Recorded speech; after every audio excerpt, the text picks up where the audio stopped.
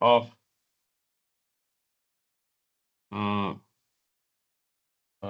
these 4 different types of bending configuration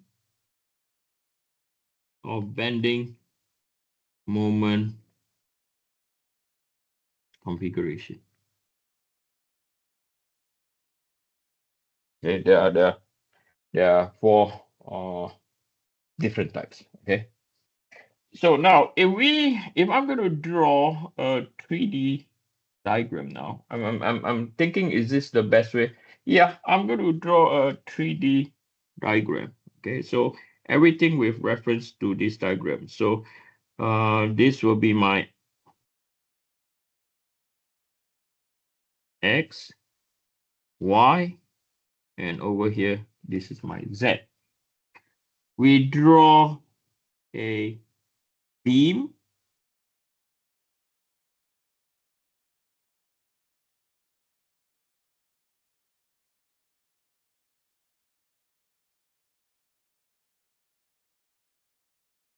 Okay, so this is our beam.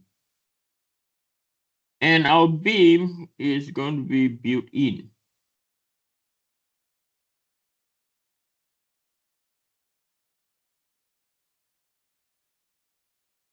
Your beam is going to be built in. Okay. And on our beam,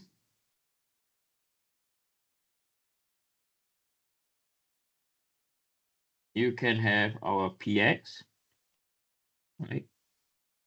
And then on this axis over here, right? And using right-hand rule, right? This is our moment in the X, moment about Z.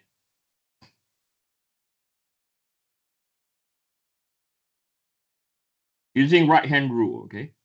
And over here, right? This will be moment in Y, right? Moment in X, moment in Y, right? So from here, I'm going to write down what is a first configuration. Number 1 is where we have centric, okay, symmetrical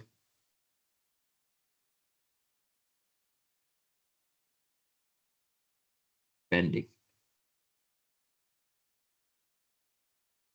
Okay. When is centric symmetrical bending? Okay.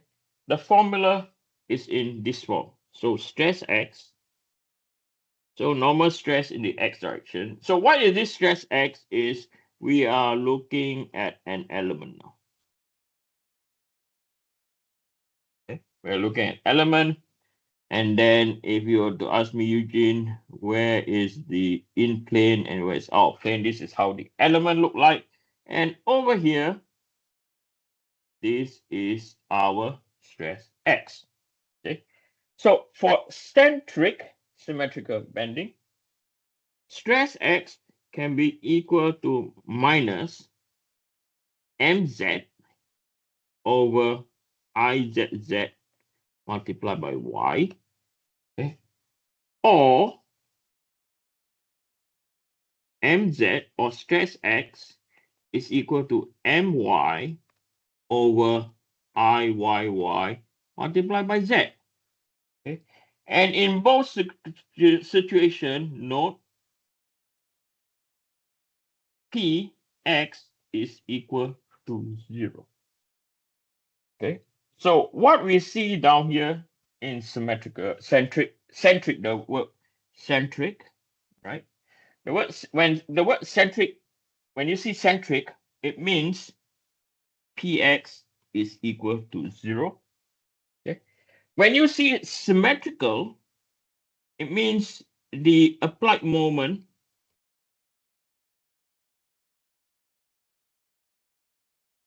is either in the y or z axis. The word is or the applied moment. So the applied moment, there's only one direction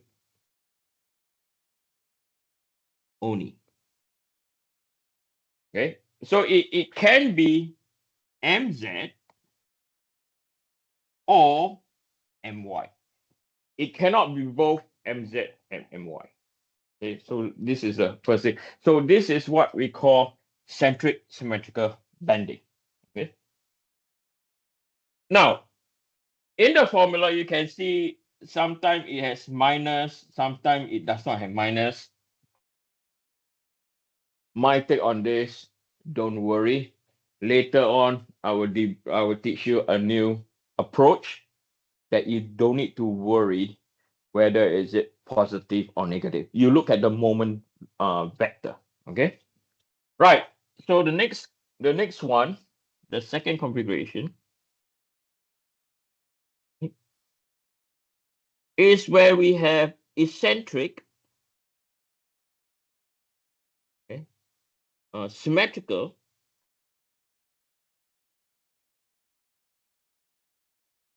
bending. So now something changed now from centric to eccentric, which means now px is not equal to 0, right? And then the applied moment, again, I'm going to copy and paste, okay? The applied moment is in one direction only. Okay, so it still stands, the applied moment is in one direction only.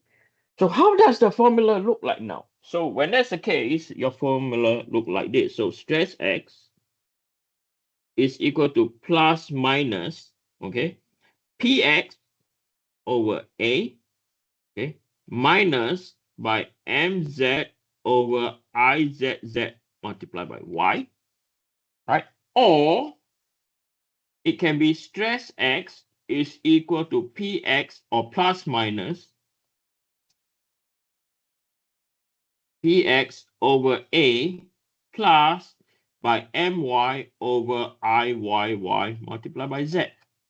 Okay. Now, in terms of moment, I don't think you'll have problem now because this is the same in buckling, yes or no? If the buckling is about the x-axis, you use I out. About the y-axis, you use Iyy. When it's z-axis, you use Izz.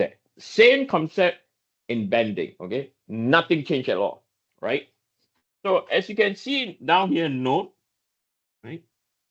Now you can see Px is not equal to 0. That's where this term over here, right, is for axial load.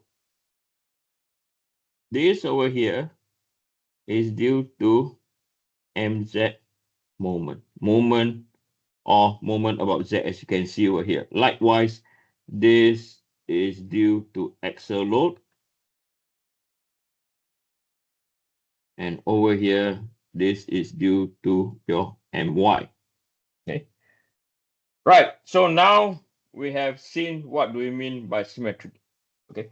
The next thing that we're going to do, the next one that I want you to see, or the third sort of configuration that we usually have,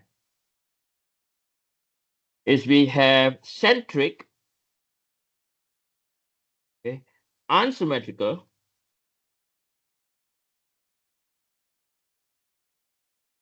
bending. Okay. So I'm going to write the formula out now, and you'll see what changed. Okay. So where centric unsymmetrical bending, we have stress X is equal to minus mz over Izz multiplied by y plus by my over Iyy multiplied by z. Okay. Note Px is equal to 0. Okay. So again, when the term comes to centric, it means that Px is equal to 0. Unsymmetrical means there are two applied moments, okay, one in the y-axis and the other z-axis. Are we clear? Right? So there's only one formula over here. There's no or, right? You have px is equal to minus mz over izz multiplied by y. And then we have plus my over iyy multiplied by z. Okay. And then the fourth case, as you can see now, okay, is your eccentric unsymmetrical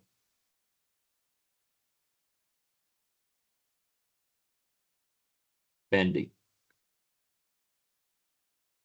Like before, now px is not equal to 0. Okay. And again, there are two.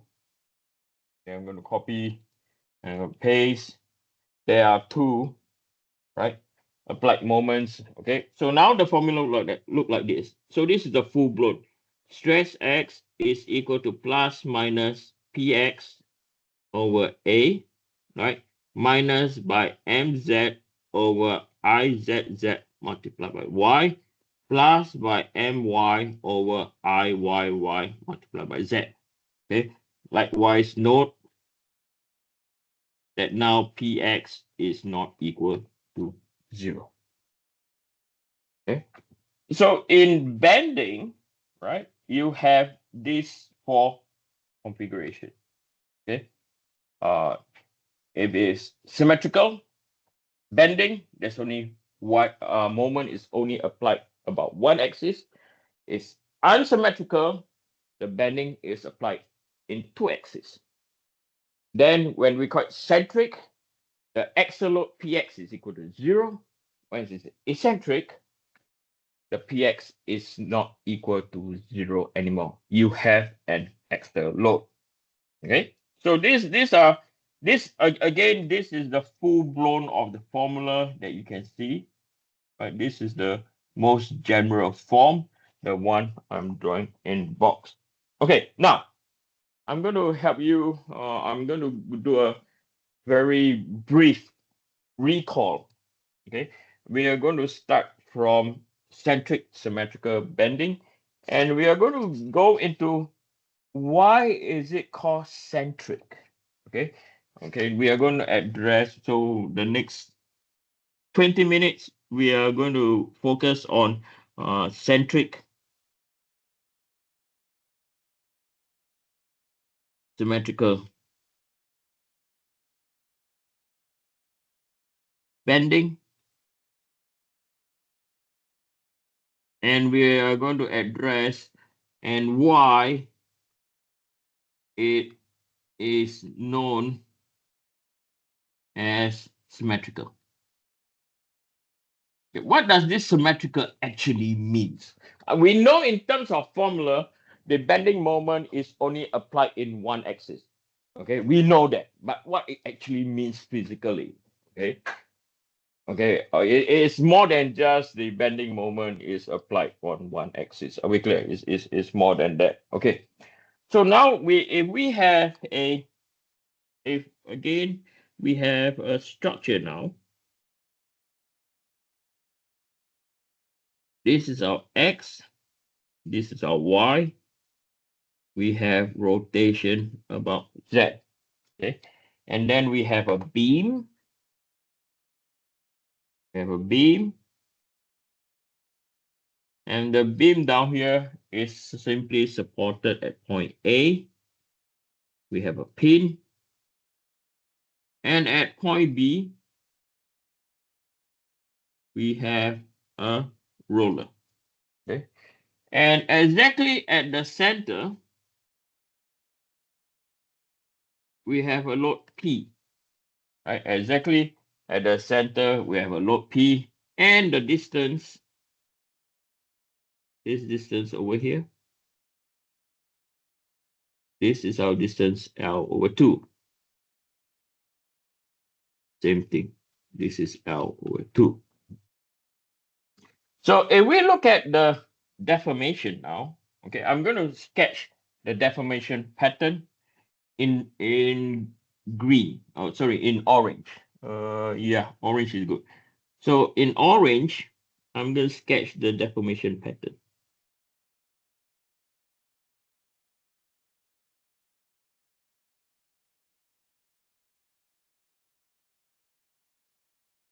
Okay, that is the, I'm going to write down here, that is the deformation pattern.